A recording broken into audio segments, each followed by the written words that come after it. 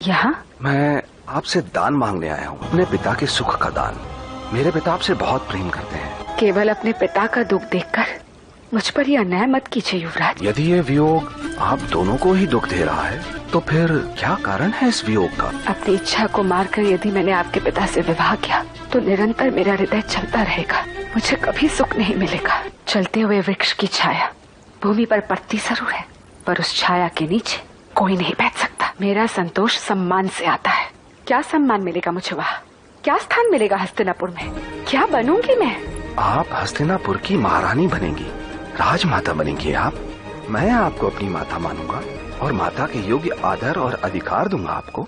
जो माना जाता है वो सत्य नहीं, आभास होता है, परछाई की तरह। और परछाई प्रकाश से विरुद्ध दिशा में होती है युवराज। नहीं युवराज, आपके पिता के साथ विवाह करके मुझे केवल दुर्भाग्य ही प्राप्त होगा। सम्राट शांतनु की दृष्टि जिन पर पड़ती है वो सद्भागी हो जाते हैं। सम्राट का प्रेम पाकर आप किस तरह दुर्भागी हो जाएंगी? होगा युवराज, और सिर्फ मुझे ही नहीं, मेरी संतानों को भी ये दुर्भाग्य प्राप्त होगा।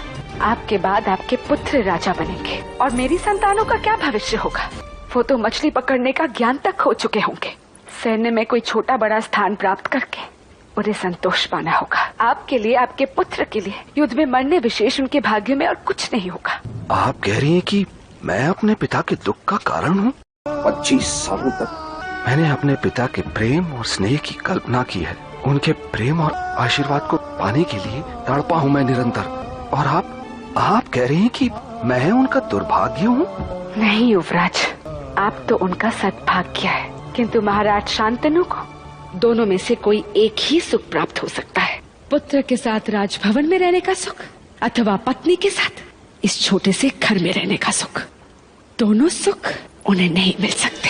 नहीं देवी, मेरे पिता को दोनों सुख प्राप्त होंगे, और वो भी एक साथ।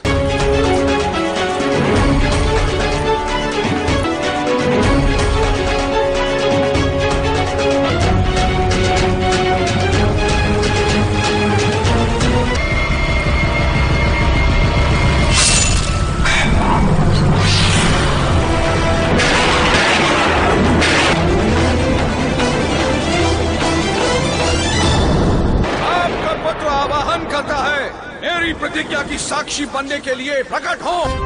मैं माता गंगा का पुत्र अपनी माता की पवित्रता की शपथ लेता हूँ, अपने पिता के प्रेम और विश्वास की शपथ लेता हूँ। माता सत्यवती, मैं हस्तिनापुर का राजा नहीं, दास बनकर अपना जीवन व्यतीत करूंगा।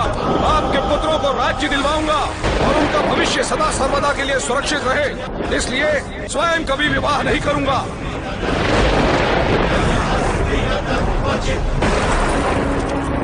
अपना परिवार निर्मित नहीं करूंगा और आजीवन ब्रह्मचर्य का निर्वाह करूंगा। ब्रह्मचर्य का निर्वाह करूंगा।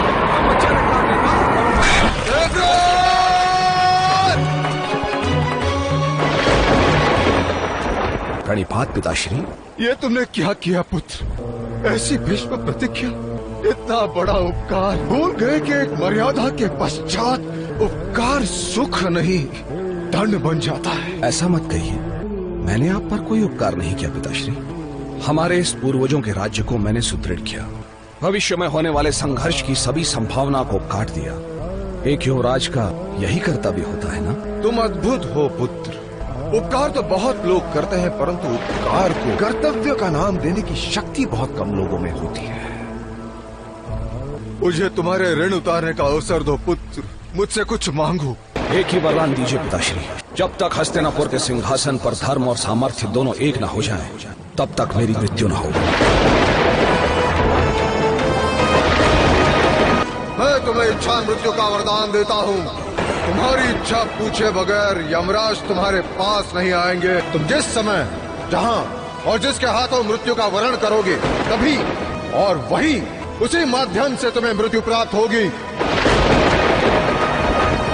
लोग सदैव तुम्हारा पूजन करेंगे और तुम्हें भीष्म के नाम से संबोधित करेंगे।